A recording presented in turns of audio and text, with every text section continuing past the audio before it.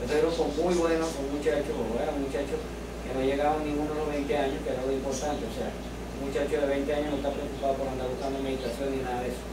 Y estos muchachos, o sea, se compenetraron mucho, lograron todos los objetivos y lograron obtener muchas cosas de eso, entendimiento de ellos mismos, cambio inclusive de la conducta, o sea, mejoraron totalmente como personas y cambiaron totalmente su personalidad. Eso fue hasta 1999, tuvimos 5 años con el grupo, unos se casaron, otros se fueron de Maracaibo, otros se graduaron y fueron a trabajar en otro lado, en fin, no pudimos seguir más, sino 5 años y me quedé yo solo. En base a esa información que nos habían dado a nosotros y esas técnicas que nos habían dado para viajar en el tiempo, yo recopilé lo que habíamos escrito en los 5 años. Con eso se hizo el primer libro, La Otra Historia de la Humanidad, tomo 1, y posteriormente a partir de 1999 yo sigo escribiendo y desarrollo el segundo tomo. El primer tomo que ellos narran, donde está básicamente la enseñanza extraterrestre, nos hablan a partir de un primer génesis hasta la vida actual, pasando por Lemuria, pasando por Atlántida y todas las civilizaciones antiguas, y nos narran ese génesis que tiene que ver con unos homínidos, más bien humanos contra los homínidos, que ellos alteraron genéticamente y que dieron como consecuencia Homo sapiens. Nos explicaron en detalle cuáles fueron los cambios orgánicos y todo lo que pasó, y la comparación entre ellos, lo que eran en aquella época y lo que somos ahora, y nos explicaron toda una serie de detalles, algunos técnicos, otros no, pero nos explicaron mucho en su ciencia extraterrestre. Después el maestro Jesús, quien estaba con nosotros, estuvo con nosotros en el grupo, nos indica de que comenzaríamos otra etapa de estudio, y eso tenía que ver más ya con la persona de cada uno. Entonces, que nos explicarían técnicas de meditación, cómo hacer las cosas, cómo volar en el tiempo, y estuvimos haciendo eso. Yo entonces seguí con esa información que tenía y hice la segunda parte de La Otra Historia de la Humanidad, que es grandes personajes de la historia. Es lo mismo, La Otra Historia de la Humanidad, grandes personajes de la historia.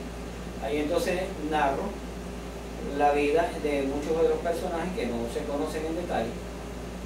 Por ejemplo, está la vida de Noé, la vida de Moisés, la vida de María de Nazaret, la vida de María Magdalena. Están los hechos, lo que sucedió realmente cuando la crucifixión, lo que sucedió cuando la resurrección, y una serie de detalles más que son muy importantes. Eso es el segundo tomo, lo que está escrito ahí. Y actualmente, bueno, el libro de Eliseo, El Sanador de los Pies Descalzos, que es una autobiografía de una vida mía pasada en los tiempos de Cristo, hace 2000 años. Bueno, tuve oportunidad de conocer a Juan el Bautista y tuve oportunidad de conocer personalmente a Jesús de Nazaret, que pertenecía a esa fraternidad de ese año donde yo estaba. Rowak es tu nombre original. El término Icaen, ¿de dónde sale? Rowak, como tal, no se escribe con doble D como yo lo utilizo para hacerlo más corto. Se escribe realmente Rowak, con O-U. Ese es el nombre que mucha gente conoce como cómico, nombre armónico, nombre universal. El nombre Rowak. Icaen es la zona de Lemuria donde yo aparecí por primera vez. O sea, la zona del pueblo se llamaba Icaen. Eso fue aproximadamente hace 40.000 años. Actualmente finalizaste un libro llamado Eliseo, El Sanador de los Pies Descalzos, que me acabas de hablar de ello. Según lo que me has contado, es una autobiografía de una vida pasada como escena en los tiempos de Cristo. Sí. Explícanos cómo se hizo el libro y cuándo sale a la venta al público. Bueno, fíjate, el libro se hizo en base a esas experiencias del vuelo en el tiempo, o sea, el viaje en el tiempo. Y en esa oportunidad, para desarrollar el libro, quien me guía para hacerlo realmente es María Magdalena. O sea, ella, en unas contactaciones previas que nosotros tuvimos antes, me habla del sanador de los pies descalzos y me dice que yo puedo escribir esa historia. Lo haríamos bajo esa técnica, o sea, ir a los tiempos pasados guiado por ella, para que yo pudiera ver los hechos, lo que pasó desde mis primeros años en Perea, eso es lo que ahora sí es Jordania, y cómo se desarrollaron todos los hechos. Entonces ella, guiándome, me permitía ver los hechos, todo lo que sucedía, todo lo que hablaban, cómo se dieron las cosas, cómo fue mi vida como terapeuta, o sea, un médico de esa época. Y ahí narro toda mi relación, la relación que yo tuve con Juan el Bautista, a orillas del Jordán. Yo vivía muy cerca de las orillas del Jordán. Y posteriormente a la muerte de Juan, cosa que todo eso quedó registrado en el libro de San Eliseo, me uno al grupo del Maestro Jesús. Ahí vivo también las experiencias de él, incluyendo su muerte y ese paso tan controversial que hay ahí, que habla de la resurrección, que en el libro de Eliseo no habla de resurrección porque yo narro ahí que realmente Jesús no murió en la cruz.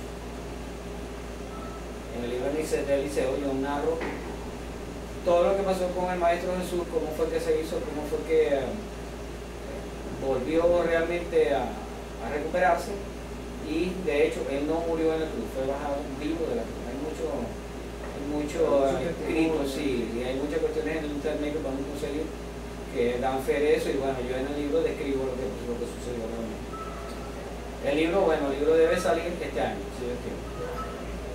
Más o menos, ¿para qué fecha? Yo estimo que eso esté saliendo para finales de año. Ya todo el proceso está en corrección, ahora próximamente me toca hacer el registro, llevar los documentos a Caracas, hacer el registro. Posteriormente de eso vamos a la edición. Por último, se habla mucho sobre el despertar de la conciencia. ¿Cuál es tu punto de vista sobre este tema? Bueno, fíjate, sobre el despertar de la conciencia se está hablando y se está diciendo mucho. En la red de internet, por ejemplo, nosotros podemos conseguir mucha gente que hace comentarios, que plantea situaciones respecto a eso, pero hay una cosa que es la clave. Yo creo que mucha gente no lo ha entendido. La clave de esto sería las tres bases del conocimiento humano. ¿Quién soy? ¿De dónde vengo? ¿Y para dónde voy? El despertar de la persona realmente está en esas tres respuestas de esas preguntas básicas. Cuando la gente logre desentrañar esas tres preguntas respecto a su personalidad personal o suyo, en esa forma va a despertar.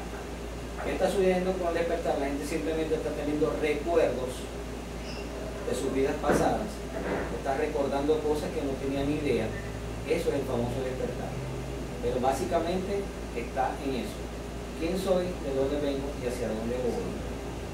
Si logramos contestarnos esas tres preguntas, nuestra mente, nuestro espíritu va a despertar a la realidad que vivimos actualmente, y nos vamos a preparar para este otro ciclo nuevo que se avecina a partir del año que viene.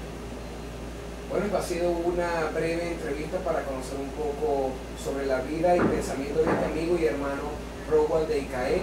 Se ha quedado mucho por hablar, pero el tiempo es limitado. Dentro de algunos días seguiremos esta interesante conversación y le dejaremos sus contenidos por esta vía. Gracias, hermano. Nada, tú, siempre tú.